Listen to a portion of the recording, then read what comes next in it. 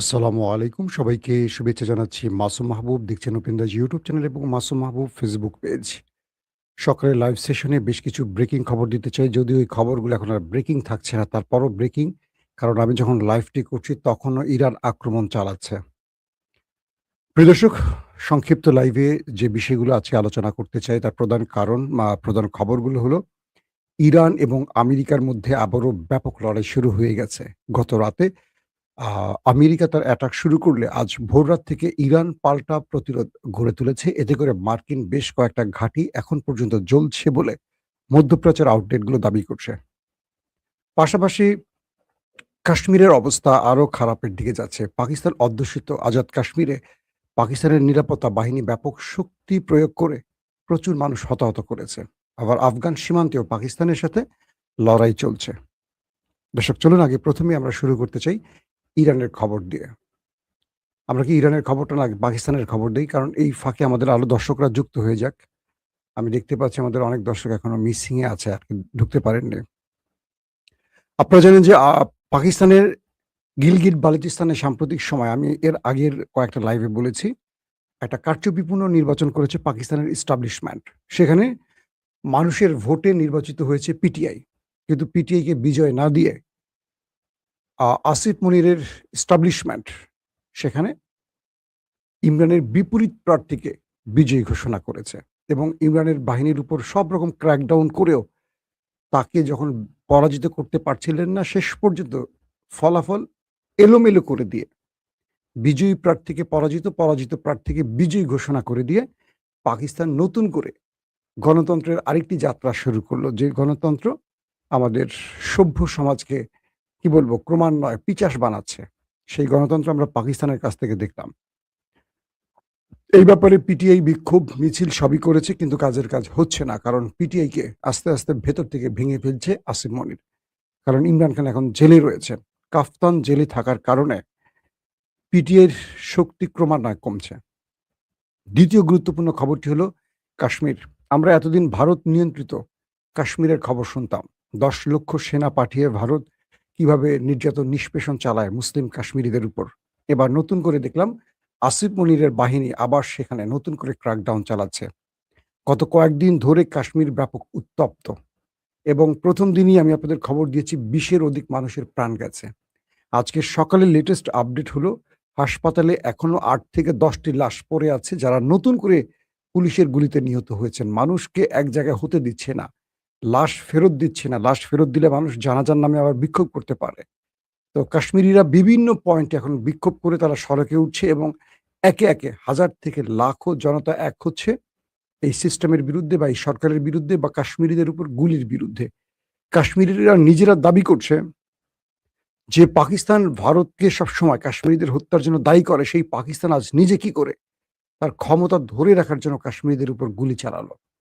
পৃথিবীর যেই প্রান্তে কাশ্মীরিরা অবস্থান করছেন সোশ্যাল মিডিয়ায় তারা এই বিষয়টি নিয়ে ব্যাপক সরগরম তুলছে এবং ভারত এই সুযোগটি আবার কাজে লাগাতে চাইছে। সবকিছু মিলিয়ে কাশ্মীরিদের উপর গুলি চালিয়ে পাকিস্তান তার ন্যায্য অধিকার বা তার যে রাইট সেটা হারিয়েছে। আজকের পর কাশ্মীরিদের পক্ষে পাকিস্তান কথা বলতে পারবে কিনা এই প্রশ্নটিও উঠে আসবে। কারণ তারা যে কাজটি করছে এটা কোনোভাবে ন্যায়সঙ্গত কাজ নয় বলে পাকিস্তানের বিভিন্ন সাংবাদিকরা তাদের সোশ্যাল মিডিয়াগুলোতে জানাচ্ছেন। দর্শক, চলুন আমরা চলে আসছি এবার ইরান আমেরিকা প্রসঙ্গে। আমরা গতকালকে লাইভে আপনাদের বলেছিলাম যে ইরানের একটি অ্যাপাচি হেলিকপ্টার দুঃখিত, আমেরিকার একটি অ্যাপাচি হেলিকপ্টার ইরান হরমুজ প্রণালীর উপর বিধ্বস্ত করেছে। তবে ইরান প্রথমে দাবি করেনি, আমেরিকাও অস্বীকার করেছে যে এইরকম কিছু ঘটেছে। তখন আমি আপনাদেরকে খবর দিয়েছিলাম এটি ইলেকট্রনিক্স ওয়্যারফেয়ার সিস্টেমে এই অ্যাপাচিটিকে ধ্বংস করতে পারে। কারণ ইরান কোনো মিসাইল বা ড্রোন হিট করেছে এইরকম কোনো তথ্য ইরান স্বীকার করেনি, আমেরিকাও বলেনি। তখন ধারণা করছিল যে এটা ইরান কোনো ইলেকট্রনিক্স ওয়্যারফেয়ার সিস্টেম মাধ্যমে এটিকে ধ্বংস করেছে। তো গভীর রাতে হঠাৎ করে ডোনাল্ড ট্রাম্প স্বীকার করলেন যে ইরান দ্বারা তাদের একটি অ্যাপাচি হেলিকপ্টার বিধ্বস্ত হয়েছে এবং এটার জন্য ইরানকে বড় মাশুল দিতে হবে। এর কয়েক ঘন্টা পরই আমরা দেখলাম ইরানের গুরুত্বপূর্ণ বেশ কয়েকটি শহরে বড় আকারে অ্যাটাক শুরু করে আমেরিকা। আমেরিকা সেখানে কি করে? প্রথমে তাদের শহর, সিরি শহর, কেশমদ্বীপ, বন্দর আব্বাস এবং খোজাস্তান সহ আরো কয়েকটি শহরে ব্যাপক অ্যাটাক চালায়। এই অ্যাটাকের ফলে ইরানের পানির যে ট্যাঙ্ক সেটা ক্ষতিগ্রস্ত হয়। কয়েকটি শহরে পানি চলাচল এখন মানে পানি বন্ধ আছে। তারপর কেশমদ্বীপে হিট করা হয়। বন্দর আব্বাসে হিট করা হয়। তারপর শিরিষ জেলায় আক্রমণ করা হয়। তারপর ইস্পাহান বা আরো কয়েকটি জায়গাকে টার্গেট করে তাদের অ্যাটাক আসছে। এই পর্যন্ত ইরানের যে খবর পেলাম। অর্থাৎ ইরানের পারমাণবিক প্রকল্পগুলোকেও টার্গেট করছে। যেমন বুশহর পারমাণবিক স্থাপনা আছে। এরকম কয়েকটি শহরকে টার্গেট করছে আমেরিকা। এখন পর্যন্ত ইরানের কতজন হতাহত হয়েছে এই ব্যাপারে কনফার্ম তথ্য আসেনি আমাদের কাছে। এর কয়েক ঘন্টা পর পাল্টা জবাব দেয় ইরান। ইরানের পররাষ্ট্রমন্ত্রী বলেছেন যে, "আমরা আলোচনার টেবিলেও থাকবো, আবার আঘাত আসলে পাল্টা জবাবও দেব। আমরা ১ সেকেন্ড দেরি করব না।" সেই কাজটি ইরান আবার করল। তারা আমেরিকার ঘাঁটি রয়েছে এমন ৩ টি আরব দেশে অ্যাটাক করেছে। এর মধ্যে রয়েছে জর্দান, বাহরাইন, কুয়েত। এই ৩ টি জেলায় একাধিক স্থাপনার উপর টার্গেট করেছে এবং জর্দানে মার্কিন একাধিক বিমান ঘাঁটিকে লক্ষ্য করে আক্রমণ করা হয়েছে। কিছু ফুটেজে দেখা গেছে যে আমেরিকা কিছু ইন্টারসেপ্ট করতে পারলেও বেশ কয়েকটি ড্রোন এবং মিসাইল বাহরাইনে মার্কিন ঘাঁটিকে লক্ষ্য করে দুঃখিত জর্দানে মার্কিন ঘাঁটিতে আগুন জ্বলিয়ে দিয়েছে। অর্থাৎ আমেরিকা যে দাবি করছে তারা সব ইন্টারসেপ্ট করেছে, এই বিষয়গুলো সঠিক নয়। পাশাপাশি বাহরাইনে ৫ম নৌবহরে আবারও হামলা হয়েছে। আমি আপনাদেরকে এই তথ্যটি এর আগেও বলেছি যে বাহরাইনের ৫ম নৌবহরটি আমেরিকার জন্য খুবই গুরুত্বপূর্ণ। কারণ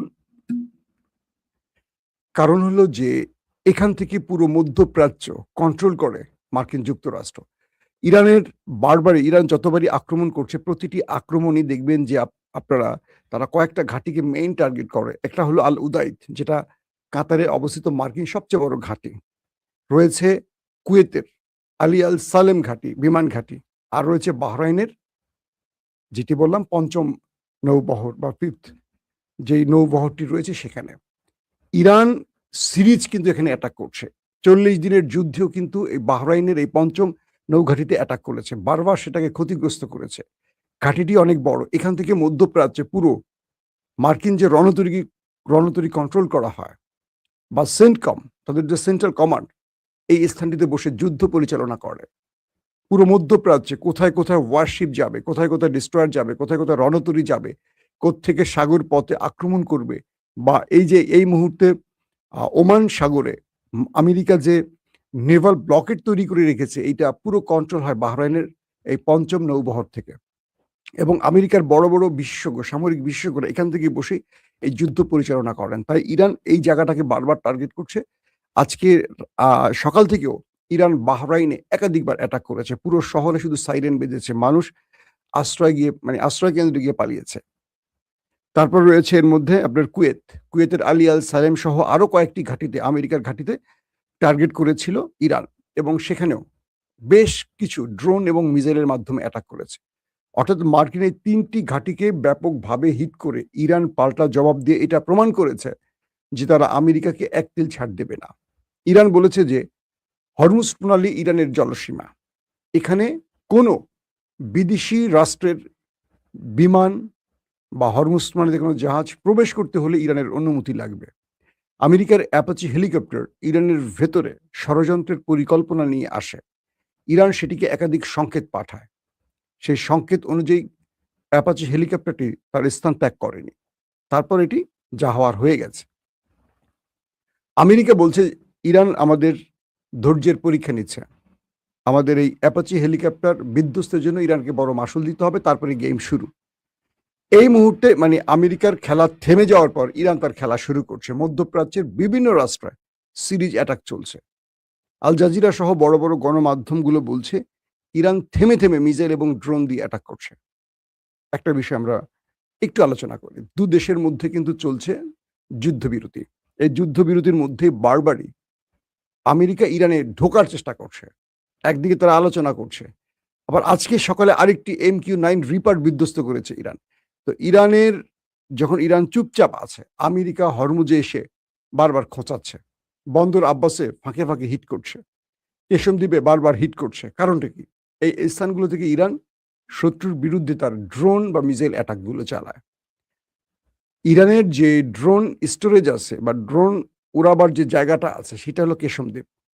এখান থেকে হরমুজ প্রণালী বা বন্দর আব্বাস সহ এই অঞ্চলটাকে বা এখান থেকে মধ্যপ্রাচ্যকে টার্গেট করে অনায়াসে ইরান। তো এই জায়গাগুলোতে বারবারই অ্যাটাক করছে আমেরিকা। আবার আমেরিকা বলছে যে আমরা আত্মরক্ষার জন্য এই আক্রমণগুলো করছি। আত্মরক্ষার জন্য হলো সিভিলিয়ানদের উপর আক্রমণ করার কথা না, পানির ট্যাঙ্কির উপর আক্রমণ করার কথা না, কোনো বাণিজ্যিক ভবনে আক্রমণ করার কথা না। কিন্তু আমেরিকা সেটাই করছে। তো এখন ইরান বলছে যে আমাদের যেখানে আক্রমণ হবে আমরা পাল্টা সেখানেই আক্রমণ করব। এটা তো আগের ঘোষণা। এখন পর্যন্ত এই লড়াইতে ইসরায়েলের সম্পৃক্ততার কোনো তথ্য পাওয়া যায়নি। ইসরায়েল গোপনে করছে কিনা সেটাও আসেনি। আমেরিকা ভার্সাস ইরানের লড়াই বলে এখন পর্যন্ত জানা যাচ্ছে।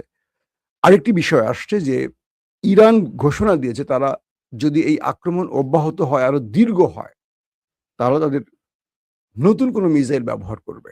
যেটি তারা বিগত সময় ধরে বারবার বলছে যে আমাদের এমন কোনো অস্ত্র ব্যবহার করতে যেন বাধ্য না করা হয় যেটা পৃথিবী আগে দেখেনি। এটার অনেক বেশি মাশুল দিতে হবে। তো ইরান বলছে যদি এই আক্রমণ দীর্ঘ হয়, তাহলে তারা এটাকে একটা বড় যুদ্ধের দিকে নিয়ে যাবে। পুরো মধ্যপ্রাচ্যে তারা আগুন জ্বালাবে। এইজন্য তারা ভয়ংকর মিসাইলও ব্যবহার করতে পারে। আমরা জেনেছি গত ২ দিন ধরে যে ইসরায়েলের সাথে খেলাটা চলছে, সেখানে ইরান খাইবার সেখান ব্যবহার করেছে, ইমাদ ব্যবহার করেছে, কাদের ব্যবহার করেছে। এগুলো কিন্তু ইরানের প্রতিরক্ষা ইসরায়েলের প্রতিরক্ষা ব্যবস্থাকে ভেদ করতে পেরেছে। ইসরায়েলের যেই আয়রন ডোম রয়েছে, তাদের যে প্যাট্রিয়ট বা থার্ড রয়েছে, এগুলো সবগুলোকে ভেদ করে কিন্তু ইরান এই সফল অ্যাটাকগুলো করেছে। আবার আমেরিকা যত দাবি করছে যে আমাদের ঘাঁটিগুলোকে ইরান টার্গেট করেছে, আমরা সব ইন্টারসেপ্ট করেছি। আগামী কয়েক ঘন্টার মধ্যে দেখবেন সেই ঘাঁটি জ্বলছে, সেই ছবি আবার ইরান প্রমাণ করে দেবে। এই ছবিগুলো ইরান আবার তার মিত্রদের মাধ্যমে সংগ্রহ করে, স্যাটেলাইট ইমেজ যেটা আমরা বলি। ইরানকে চীন দিচ্ছে, রাশিয়া দিচ্ছে। সবকিছু মিলে ডোনাল্ড ট্রাম্প আবার যদি যুদ্ধটাকে দীর্ঘ করেন, তিনি যে শান্তির কথা এতদিন ধরে বলছেন, তিনি নিজেই নেতানিয়াহুকে থামতে বলেছেন। আবার তিনি নিজেই আক্রমণ করছেন। আবার তিনি নিজেই অ্যাপাচি ঢুকাচ্ছেন হরমুজে। কেন? যদি ইরানের কোনো যুদ্ধ বিমান বা ইরানের কোনো অ্যাটাকিং হেলিকপ্টার মার্কিন টেরিটরিতে ঢোকে, আমেরিকা সেটিকে আস্ত রাখবে? রাখবে না। তো ইরানও তার জবাব দিচ্ছে। ইরান বোঝাচ্ছে যে আমি তোমাকে ভয় পাই না, তুমি ঢুকলে আমি মারবো। আর আমেরিকা বোঝার চেষ্টা করছে ইরান আসলে কতটুকু ভয় পাচ্ছে কি ভয় পাচ্ছে না। যখন ইরান পাল্টা জবাব দিচ্ছে, তখন তারাই উল্টো ভয় পাচ্ছে। এখন আমেরিকা বলছে যে এটা আমরা আমাদের আত্মরক্ষার জন্য করেছি। ডোনাল্ড ট্রাম্প কি এই আক্রমণ সীমিত করবে নাকি মার্কিন ঘাঁটিতে ইরানের পাল্টা জবাবের পরিপ্রেক্ষিতে আবারও আক্রমণ শুরু করবে, সেটা হয়তো আমরা আগামী কয়েক ঘন্টার মধ্যে বুঝতে পারবো। কারণ আমেরিকার যেই জায়গাগুলোতে কি বলে বাহরাইন, জর্দান, কুয়েত সহ যে ঘাঁটিগুলোতে টার্গেট করেছে ইরান, সেখানের ছবিগুলো হয়তো আগামী কয়েক ঘন্টার মধ্যে পাওয়া যাবে। ক্ষয়ক্ষতির পরিমাণ জানা যাবে। কারণ ইরানের আক্রমণের পর আমেরিকা সবসময় সেগুলো লুকিয়ে রেখেছে। যেমন অ্যাপাচি হেলিকপ্টারের বিষয়টি ১ম এ কিন্তু স্বীকার করেনি। অথচ এই স্পটে অ্যাপাচি হেলিকপ্টারের আগে F-35 কে আক্রান্ত করেছে ইরান। MQ-9 রিপার ৪ টি আক্রান্ত হয়েছে এখানে। রিফুয়েলিং ট্যাঙ্কার আক্রান্ত হয়েছে, ডেস্ট্রয়ার আক্রান্ত হয়েছে। প্রত্যেকটি আমেরিকা অস্বীকার করেছে। কিন্তু এবার আমেরিকা এসে স্বীকার করেছে। তার মানে কি? অ্যাপাচি হেলিকপ্টারের ইস্যুতে আমেরিকার স্বীকারের কারণ কি? আমেরিকা হয়তোবা নেপথ্যে যেই বিষয়টি এতদিন আলোচনায় ছিল ২ দেশের মধ্যে যুদ্ধবিরতির বা শান্তি চুক্তির জন্য শর্ত মানা বিষয়গুলো, সেটা হয়তো আমেরিকার কুল কিনারা করতে পারছে না। তাই আমেরিকা এখন ক্ষেপে গেছে বা ডোনাল্ড ট্রাম্প ক্ষেপে গেছে।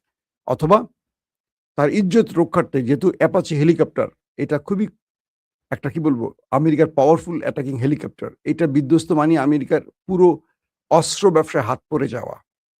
যে ইরান কিভাবে এটাকে ইন্টারসেপ্ট করতে পারলো বা কিভাবে এটাকে ধ্বংস করলো। অ্যাপাচি যারা কিনেন এই ক্রেতারা, আমেরিকার ক্রেতারা সরে আসবে। তো সবকিছু মিলে আমেরিকা পাল্টা জবাব দিয়ে তার ইজ্জত রক্ষার চেষ্টাটা করেছে। এর বাইরে এটুকু বোঝা যাচ্ছে এই যুদ্ধ থেকে আমেরিকা এই মুহূর্তে আর কিছু পাবে না। ডোনাল্ড ট্রাম্প তার নিজের রাজনীতি বাঁচাবার জন্য, চেয়ার বাঁচাবার জন্য তিনি কিন্তু ইরানের অনেক শর্ত মেনে নিচ্ছেন। আবার বাইরে একটা বলছেন, ভেতরে একটা বলছেন। চিঠি পাঠাচ্ছেন পাকিস্তানের মাধ্যমে ইরানে। ইরান তুমি একটু শান্ত হও, একটু শান্ত হও। দেখি ধীরে সুস্থে তোমার দাবি মানবো। আবার বাইরে বলছেন ইরানকে ১ সপ্তাহের মধ্যে বোমা মেরে ধ্বংস করে ফেলতে পারি। এই ব্লাব ঘোষণাগুলো ট্রাম্পের মানে দ্বৈত নীতি বা দ্বৈত বক্তব্য ইরানকে বেশি বিক্ষুব্ধ করছে। ইরান বারবারই বলছে আমরা ইসরায়েল এবং আমেরিকাকে বিশ্বাস করি না।